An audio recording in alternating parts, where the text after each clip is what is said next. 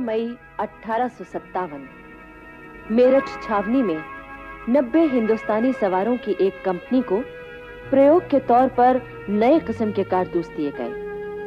ये वही कारतूस थे जिनके बारे में कहा गया था कि इनमें गाय और सूअर की चर्बी लगी है।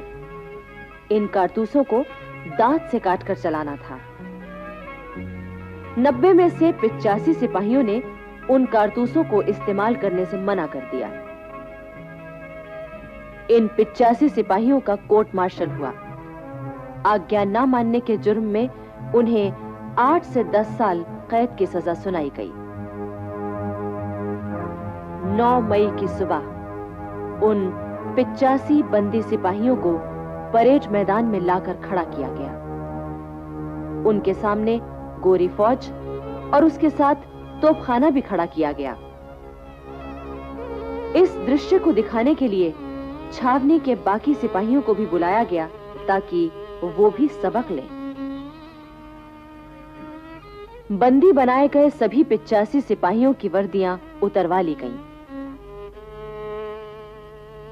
बेड़ियां डाल दी गईं। इस तरह अपमानित करके उन्हें जेलखाने ले जाया गया। अपने साथियों के साथ हुए इस जुल्म को देखकर वहां खड़े भारतीय सिपाही भीतर ही भीतर दुख और गुस्से से परेशान हो उठे। उसी दिन शाम को जब मेरठ छावनी के बाकी सिपाही बाजार में घूमने गए तो सभी ने उन्हें नफरत की निगाह से देखा। लो, ये आ गए बड़े सूरमा, अंग्रेजों के गुलाम। इनके भाई जेल में बंद हैं और ये यहाँ मूछें तानकर मक्खियां मारने आए हैं। मक्खियां मारने नहीं, चूड़ियां पहनने आए हैं। हाँ। अरे तो देर किस बात की है? लो भैया, पहन लो चूड़ियां। सिपाहियों के लिए ये अपमान बर्दाश्त करना मुश्किल हो गया। बैरकों में उसी रात गुप्त सभाएं हुई। न कोई सो सका, न किसी को चैन आया। 9 मई की ही रात को सिपाहियों ने दिल्ली के नेताओं को खबर भेज दी कि हम विद्रोह कर रहे हैं और कल या परसों तक दिल्ली पहुंच रहे हैं।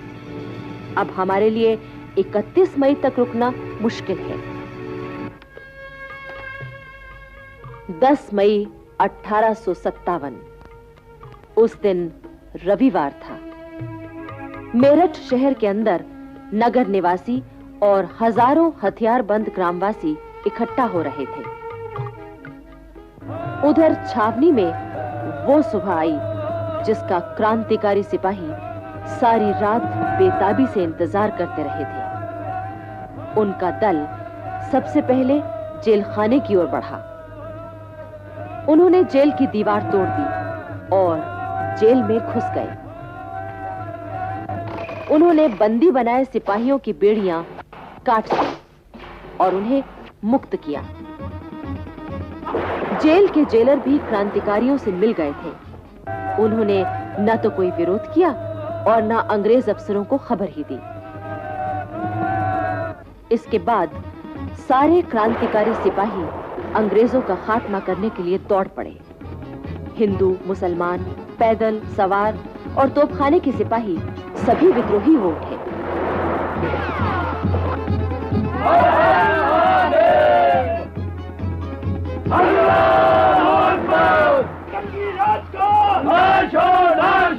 सब तरफ एक ही नारा गूंज उठा।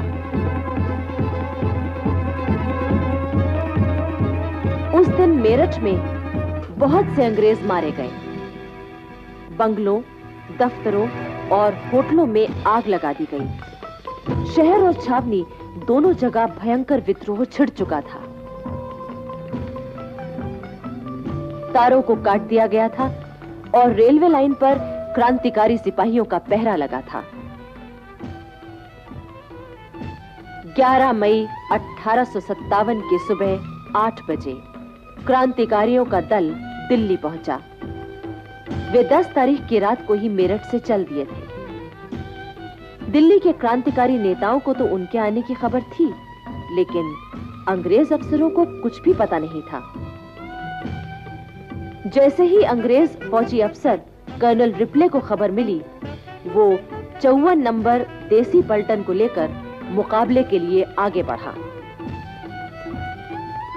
अपने भारतीय सिपाहियों को मुकाबले में देखकर मेरठ के क्रांतिकारियों ने हर हर महादेव, अल्लाह अकबर, अंग्रेजी राज का नाश हो, बहादुर शाह जफर की जय ऐसे नारे लगाए।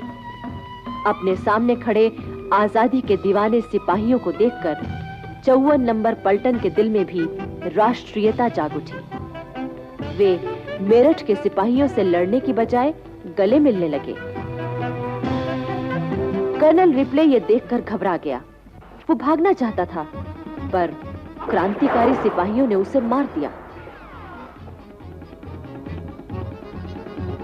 अब दिल्ली और मेरठ के क्रांतिकारी सिपाहियों ने कश्मीरी दरवाजे से दिल्ली में प्रवेश किया। उधर बहादुर शाह जफर और बेगम जीनत महल ने सोचा कि अब 31 मई तक इंतजार करना ठीक ना होगा। अगर अंग्रेजों को मौका मिल गया तो वो क्रांति को दबा देंगे। शाम तक मेरठ की पैदल सेना और तोपखाना भी दिल्ली पहुंच गया। लाल किले में पहुंचकर क्रांतिकारी सेना ने बहादुर शाह जफर के नाम 21 तोपों की सलामी दी।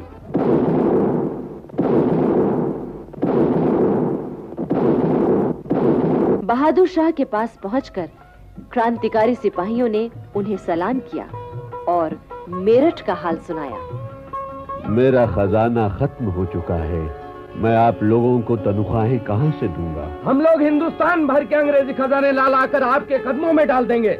अगर आप लोगों में कुर्बानी का इतना हौसला है तो मैं आपका साथ दूंगा। वैसे आप जानते हैं कि मैं बूढ़ा और कमजोर हूँ, इसलिए आपको अपना रहनुमा तो चुनना ही होगा। बहादुर शाह जफर की जय! बहादुर शाह जफर की जय! एक बार फिर लाल किले पर बहादुर शाह जफर का हरा और सुनहरा झंडा फहरा उठा। इसके बाद क्रांतिकारियों ने अंग्रेजों के तमाम खजाने, बैंक, इमारतें आदि अपने कब्जे में ले ली। जहां जो अंग्रेज मिला उसे कत्ल कर दिया गया। 11 मई से 16 मई तक दिल्ली में अंग्रेजों का कत्लेआम हुआ। दरियागंज के तमाम अंग्रेजी बंगले जला दिए गए। अब बारी थी दिल्ली के शस्त्र भंडार की, जिसमें करीब 9 लाख कारतूस, 10,000 बंदूकें और बहुत सा गोला बारूद था। यहाँ पर 9 अंग्रेज सिपाहियों का पहरा था। वे किसी भी हालत में ये शस्त्र भंडार क्रांतिकारी सेना को सौंपने को तैयार नहीं थे। आखिर क्रांतिकारी सेना ने उन पर आक्रमण कर दिया। वे 9 अंग्रेज सिपाही ज्यादा देर टिक न सके।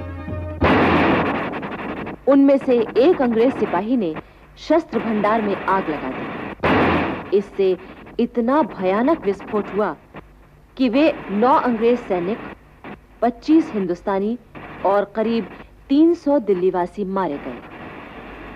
16 मई 1857 को दिल्ली शहर कंपनी के हाथों से पूरी तरह आजाद हो गया और सम्राट बहादुर शाह जफर का शासन स्थापित हो गया।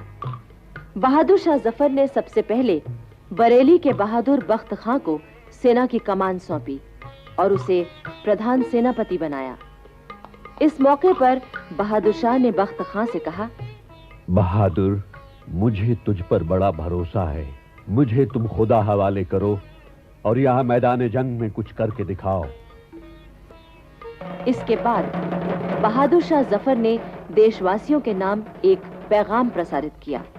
मेरी ये दिली ख्वाहिश है कि जिस कीमत पर और जिस जरिए से भी हो सके फिरंगियों को हिंदुस्तान से बाहर निकाल दिया जाए, लेकिन इस मकसद को पूरा करने के लिए जिस इनकलाबे जंग की शुरुआत की गई है वो तब तक फतेहयाब नहीं हो सकती जब तक कि कोई ऐसा शख्स जो इस तहरीक के तमाम बार को अपने कंधों पर उठा सके और तमाम कौम का नुमाइंदा कहला सके, मैदान में आकर इस इनकलाबी जंग की कयादत अपने हाथ में न ले ले। बहादुर शाह ने यह भी ऐलान किया, अंग्रेजों को मुल्क से निकाल दिए जाने के बाद अपने जाती फायदे के लिए हिंदुस्तान पर हुकूमत करने की बाखुदा मेरी जरा भी ख्वाहिश नहीं है।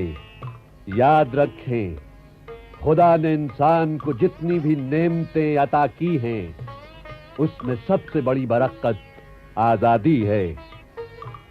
इसलिए हमें हर कीमत पर अपनी आजादी की हिफाजत करनी है। मैं खुदा को हाजिर नाजिर जानकर आपसे ये भी वायदा करता हूं कि मुल्क से अंग्रेजों के निकाल दिए जाने के बाद मैं अपने तमाम शाही अख्तियारात कौम के उस शख्स को सौंप दूंगा जिसे आप लोग चुनेंगे। क्रांति की चिंगारी सारे देश में फैल चुकी थी। दिल्ली के सेनापति ने तमाम देश के बहादुर फौजों को संगठित करने के लिए खत भेजे। उन खतों में लिखा गया था, भाइयों, दिल्ली में अंग्रेजों के साथ जंग हो रही है। खुदा की दुआ से हमने अंग्रेजों को जो पहली शिकस्त दी है, उससे वो इतना घबरा गए हैं जितना किसी दूसरे मौके पर इन शिकस्तों से भी ना घबराते। बेशुमार हिंदुस्तानी बहादुर दिल्ली में आकर जमा हो रहे हैं। ऐसे मौके पर अगर आप खाना वहां खा रहे हैं तो हाथ यहां आकर धोइए। शाहों का बादशाह जहां पना हमारा दिल्ली का शहंशाह आपका इस्तकबाल करेगा और आपकी खिदमत का सिला देगा। हमारे कान इस तरह आपकी तरफ लगे हुए हैं जिस तरह रोजेदारों के कान अजान देने वालों की तरफ लगे रहते हैं। हम आपकी तोपों की आवाज सुनने के लिए बेचैन हैं। हमारी आंखें आपके दीदार की प्यासी उसी तरह सड़क पर लगी हुई हैं जिस तरह कासिद की आंखें लगी रहती हैं। आइए, आपका फर्ज है, फौरन आइए। हमारा घर आपका घर है।